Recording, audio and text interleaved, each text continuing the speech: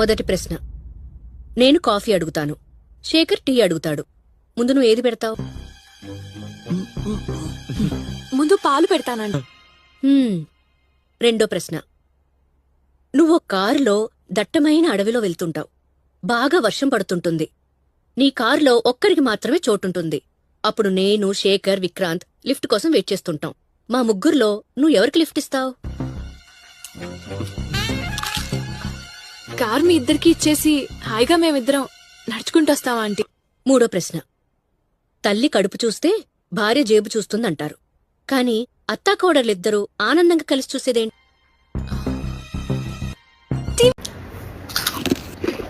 Ma'am, may I go to drink water?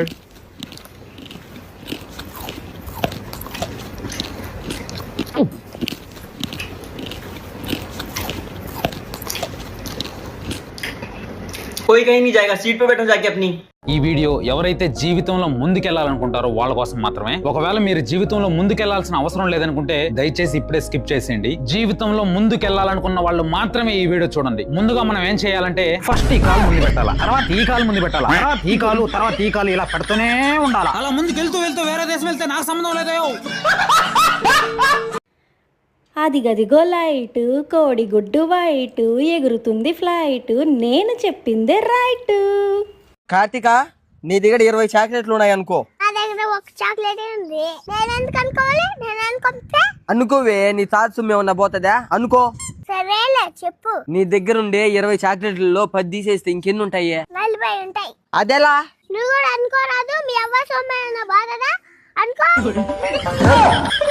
ఒక్కో subject కి ఒక టీచర్ ఉంటారు. అన్ని సబ్జెక్టులు నన్ను చదవమంటారు. ఇంత చిన్న బుర్రలో అన్ని ఎలా నింపాలి?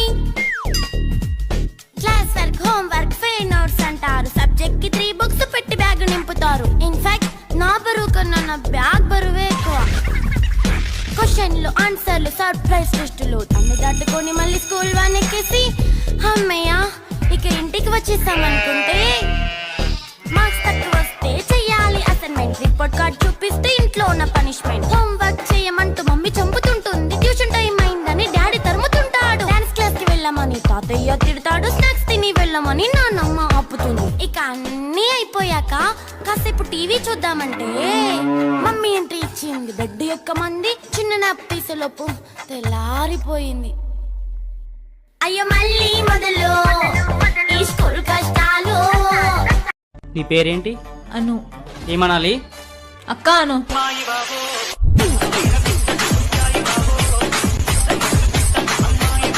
అరే అను అంటే నా నేమ్. ఓ, నా పేరు సాయి.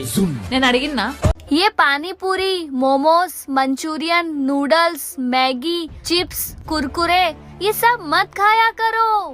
मत खाया करो ये सब मेरे बिना. మీ ఊర్లో దోమలు ఏమని పిలుస్తారు? మేము పిలవం, అవే వచ్చి కుట్టుపోతే. నీ టేస్ట్ లో ఉప్పు ఉందా? ఊర్లో 2 కోట్ల అప్పు ఉంది. మన శత్రుకి శత్రు మనకేమైతాడ్రా? అజాత శత్రు మిత్రుడైతాడ్రా. నీ ఎక్కడ చదువుతున్నావు? ఊళ్ళోనే మామా. ఇంతకీ ఎక్కడి నుంచి వచ్చావమ్మా? మా ఇంటికి నుంచి వచ్చాను మామా. మీ ఇల్లు ఎక్కడా? మా నాన్న కట్టించిన దగ్గరనే ఉన్నది మామా. మీరు అక్కడే ఉంటారా? మేము ఇంటి లోపల ఉంటాం మామా. ఎప్పుడైనా మేఘాలు కమ్ముకున్నాయనుకో, నాకు అప్పుడు నువ్వే గుర్తొస్తావు. ఎప్పుడైనా వానొచ్చే ముందు పెద్ద గాలి వచ్చిందనుకో, అప్పుడు కూడా నాకు నువ్వే గుర్తొస్తావు. ఎప్పుడైనా ఫుల్ వాన పడిందనుకో, అప్పుడు కూడా నాకు నువ్వే గుర్తొస్తావు. ఆహా తల్లి, తెలుసు నీ అంబ్రెలా నా దగ్గర ఉంది, నేను ఇస్తా. ఇయ్యి మరి. అరే ఇస్తా. నాకు ఇప్పుడే కావాలి, ఇయ్యి.